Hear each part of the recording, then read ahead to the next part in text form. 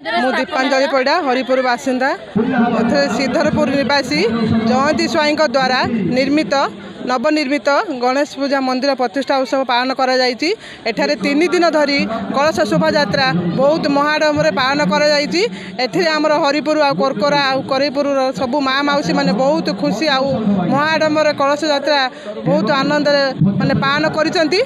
ଆଉ ଏଠାରେ ପ୍ରଥମ ଦିନ ଆମର କଳସ ଶୋଭାଯାତ୍ରା ଆଉ ଦ୍ୱିତୀୟ ଦିନ ପ୍ରାଣ ପ୍ରତିଷ୍ଠା ଆଉ ତୃତୀୟ ଦିନ ପୂର୍ଣ୍ଣାହୁତି। ଏଠାରେ ମାଆ ମାଉସୀ ମାନେ ଏହି ଗଣେଶ ପୂଜା ପ୍ରତିଷ୍ଠାନରେ ଆମର ଯୋଗଦାନ ଦେଇ ବହୁତ ସଂଖ୍ୟାରେ ଖୁସି ହୋଇଛନ୍ତି।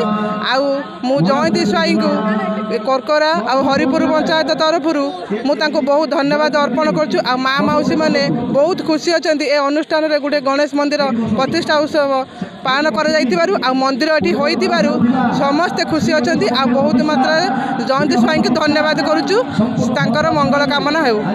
नमस्कार मु रश्मिता लेंका कोरकोरा पंचायतर सदस्य आज 3 दिन है गोटे सातणी मंदिर आम सातणी मंदिर पीठरे गोटे गणेश मूर्ति नथिला मंदिर नथिला जयंती अपा मंदिर